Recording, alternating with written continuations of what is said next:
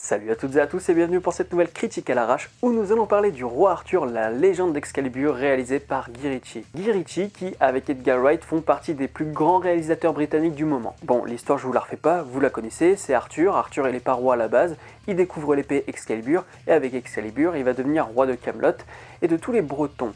Même si dans le film ils disent que ce sont des Anglais, du coup je sais pas où on se situe en termes de temporalité, mais bon de toute manière comme t'as des éléphants géants et autres mages et compagnie, on s'en fout un peu de la date. Et il y a intérêt à avoir une suite, parce que j'ai grave kiffé. Pour l'histoire c'est intéressant parce qu'on se retrouve avec quelque chose qui n'avait jamais été écrit de cette manière, en tout cas je crois pas.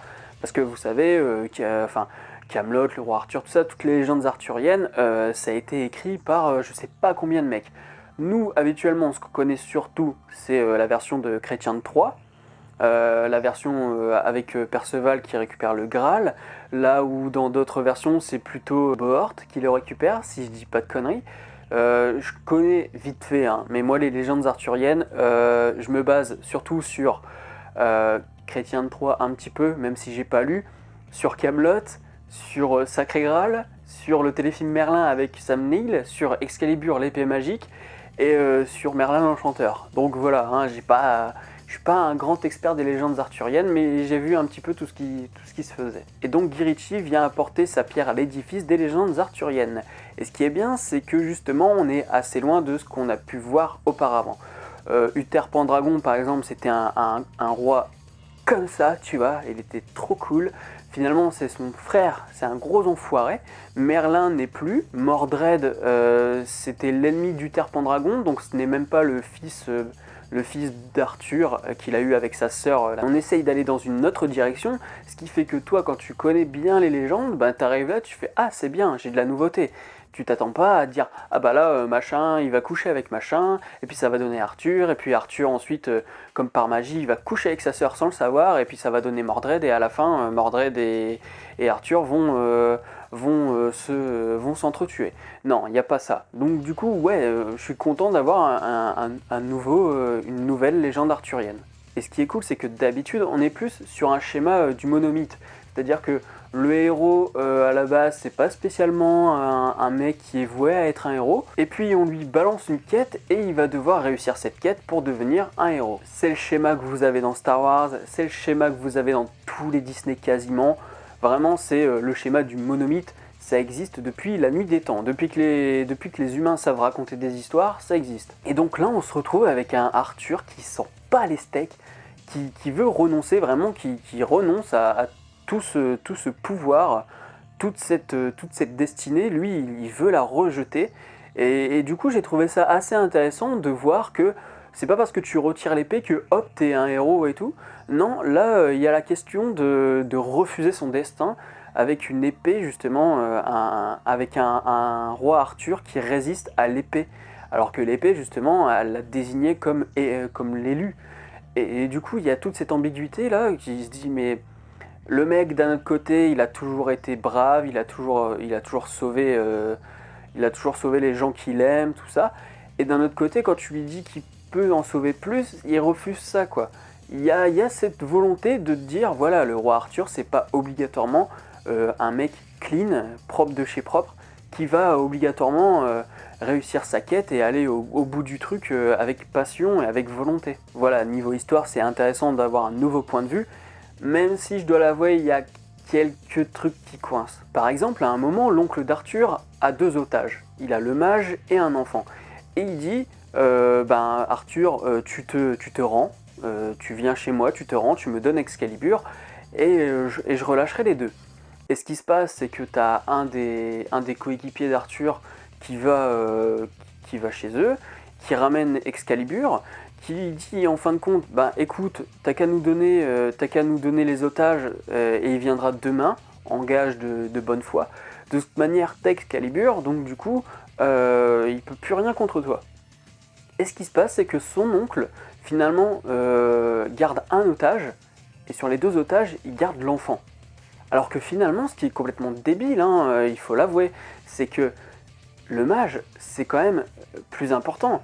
C'est comme si t'étais, je sais pas, on va prendre une guerre, voilà, une guerre la con. T'as une guerre, t'as 2 otages, t'as 2 prisonniers de guerre, t'en as un, il est amputé, il a une jambe coupée, il peut plus rien faire, et l'autre qui est encore au taquet et qui résiste et tout. Bon, bah tu vas garder celui qui résiste et tu vas donner le mec qui est amputé, parce que le mec qui est amputé, il pourra plus rien contre toi en retour. Bah là c'est pareil, le mage, il a des pouvoirs de dingue, et du coup, il le rend.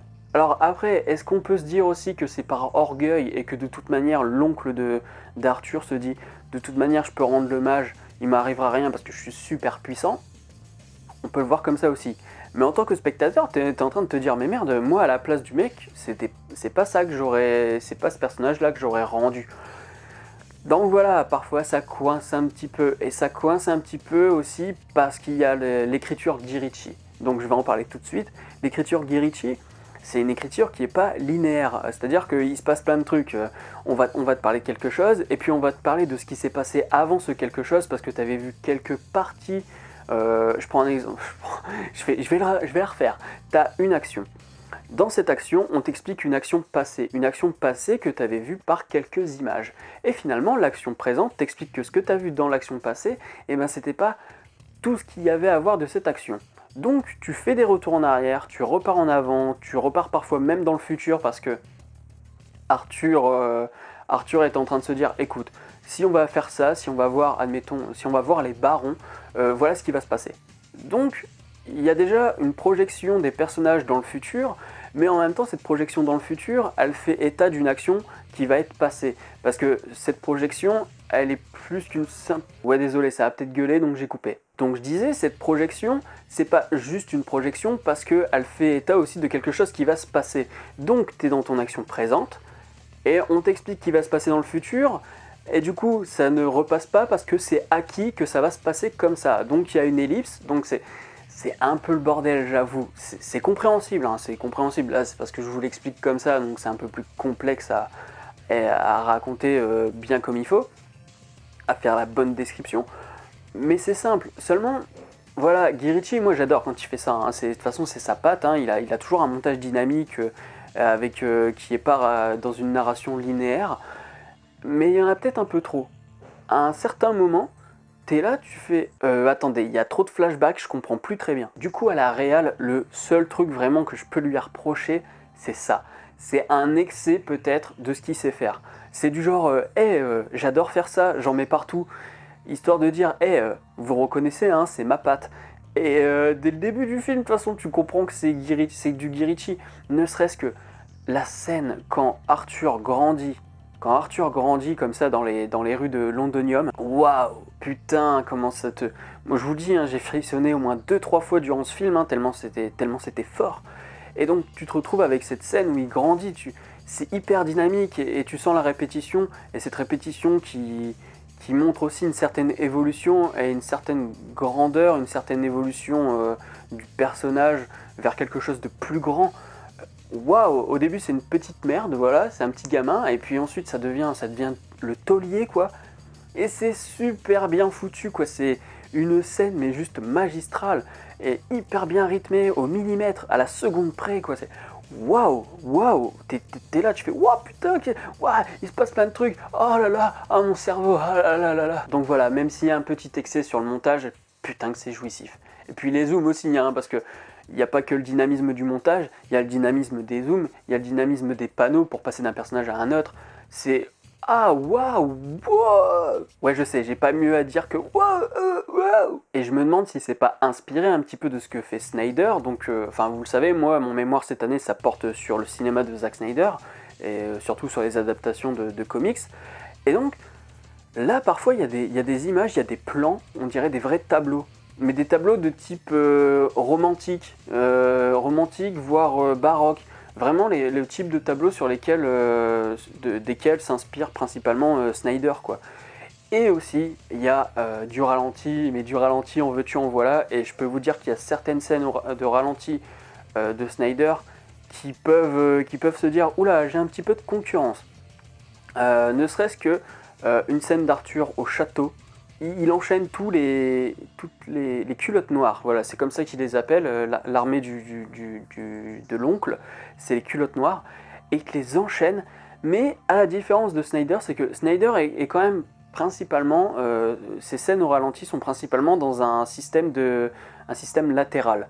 Voilà, c'est sur un système, c'est pas sur un système 2D parce qu'on sent la profondeur, mais vraiment c'est plaqué quoi. Tu regardes à l'horizontale. Là, chez Guy Ritchie, c'est totalement différent. Chez Guy Ritchie, tu tournes autour du personnage. Donc là où par exemple tu suis le personnage comme dans une sorte de scrolling, hein, parce que le jeu vidéo, voilà, c'est aussi quelque chose que Snyder aime beaucoup. Là où chez Snyder c'est sur un mouvement de scrolling, finalement chez Guy Ritchie c'est sur un mouvement panoramique. Et putain mais c'est hallucinant quoi ce qu'il arrive à faire. Donc voilà, les ralentis aussi chez Guy Ritchie pour le coup ils sont géniaux. Et il en faisait déjà, hein, notamment dans Sherlock Holmes. Je me rappelle par exemple quand Sherlock, incarné par Robert Downey Jr., anticipe le combat de rue, hein, on va appeler ça comme ça, combat clandestin. Quand il anticipe ce combat, il y a des ralentis, il me semble. Mais là, il a poussé vraiment au bout. Hein. C'est waouh, vraiment. J'ai l'impression que Guy Ritchie, en termes de technique, pour le coup, il s'est vraiment surpassé. Et tu sens vraiment que c'est un film qui lui tenait à cœur, quoi. Tu sens la patte britannique, pas seulement par la technique Guy Ritchie, mais aussi par l'ambiance. Parce que par exemple, l'ambiance, elle est entre les débuts de Guy Ritchie avec Snatch, Arnaque, crime et botanique, dans quelque chose du milieu, un milieu un peu underground de l'Angleterre, et des choses beaucoup plus blockbuster, comme on le voit aujourd'hui. Par exemple, tout ce qui se passe dans les bas-fonds de Londonium, voilà, moi j'avais l'impression de voir toutes les petites crapules que tu avais dans les premiers films de Guy Ritchie, notamment justement avec ce travail de montage, de flashback qui dit oui alors machin il a fait ça et puis il s'est passé ça et puis il s'est passé ça, et l'autre qui lui dit ouais mais attends, s'il s'est passé ça, ça veut dire qu'il s'est passé ça, et l'autre qui répond ouais mais s'il s'est passé ça d'un autre côté c'est qu'il s'est pas passé ça. Et voilà, c'est un gros bordel, mais tout ce côté, ce montage il est à la fois humoristique à la manière de Snatch et de Arnaque, crime et botanique. Et d'un autre côté, ce montage-là de flashback et tout, il est aussi là pour créer parfois du suspense, quoi, pour créer de la tension chez le spectateur. Et donc le côté humour, on pourrait plus l'emprunter à ce que faisait Guy Ritchie avant, et le côté tension, ça ressemble beaucoup plus à ce qu'il fait aujourd'hui dans les blockbusters. Et la musique de Daniel Pemberton, c'est waouh, putain, le mec il s'est vraiment cassé le cul. Et c'est intéressant aussi, c'est que à la fois t'as un côté médiéval, un côté très british, je sais pas, 13e, 14e siècle on va dire, enfin quelque chose de très ancestral, qui a plusieurs siècles, avec des coups de biniou, de cornemuse, tout ce que tu veux, et autant il y a des choses très actuelles quoi. Parfois j'entendais des morceaux, je pensais justement à la vieille à la vieille Bretagne, tu vois, à l'époque où ça s'appelait encore Bretagne, et des moments je pensais à des choses plus underground, mais underground des années 80-90, de l'underground anglais, quoi, l'underground londonien. Je me suis dit, putain, ouais, il y a vraiment un mélange des genres dans ce film. En fait, t'as l'impression que ce film, il se passe dans des siècles lointains, mais en même temps, il a quelque chose de très moderne dans ses personnages, dans sa manière de travailler les personnages et le déroulement de l'histoire. T'as l'impression que les personnages, tu pourrais juste modifier simplement les décors, et les costumes, et t'aurais un film actuel, tu vois. C'est comme si t'avais un petit malfrat qui voulait s'attaquer à la pègre, et qui voulait régner sur la pègre. Enfin, voilà, mais du côté obscur, tu vois. Là, c'est le côté lumineux de la force, parce qu'il veut devenir roi de l'Angleterre et tout, pour diffuser le bien. Mais dans un film comme Snatch, ce serait plus pour pouvoir remplacer finalement le mec de la pègre. Donc ouais, non, enfin, voilà, ce film vraiment, il m'a emporté, quoi. Je vais pas non plus dire que c'est un chef-d'œuvre, parce que voilà, il y a des petits trucs par-ci par-là où tu te dis ouais, non, et voilà. Mais putain que c'est un très bon film, un très très bon film, quoi. C'est un blockbuster qui sort des rangs, parce que justement, c'est pas un yes man qui a fait ça, c'est vraiment un réalisateur qui a sa propre identité, quoi. Tu vois les premières images, enfin peut-être pas les premières, mais en tout cas l'intro, dès que tu commences à voir Arthur qui grandit, tu fais ah ça y est, je suis dans un film de Guy Ritchie. Clairement, c'est ça, c'est ouais, voilà, je vais pas aller plus loin. Je sais même pas combien de temps ça fait que je suis là à vous raconter plein de trucs. Juste pour vous dire que ce film est génial et qu'il faut y aller à tout prix, quoi. Si vous voulez un blockbuster qui a de l'originalité, qui a vraiment une âme, voilà, qui n'est pas un blockbuster fast-food là qu'on te balance comme ça, comme si c'était un Marvel numéro 42, quoi, ou un Fast and Furious 1247. Voilà, quoi, vraiment, allez voir Le Roi Arthur, quoi. C'est juste énorme. Donc voilà, n'hésitez pas à commenter, aimer et partager la vidéo, hein, comme d'habitude. Ouais, dites-moi vraiment ce que vous avez pensé du film et si vous pensez aller le voir, mais moi je peux que vous dire d'y aller, quoi. Donc voilà, Le Roi Arthur, la légende d'Excalibur, c'était vraiment génial et je vous dis à la prochaine. Salut.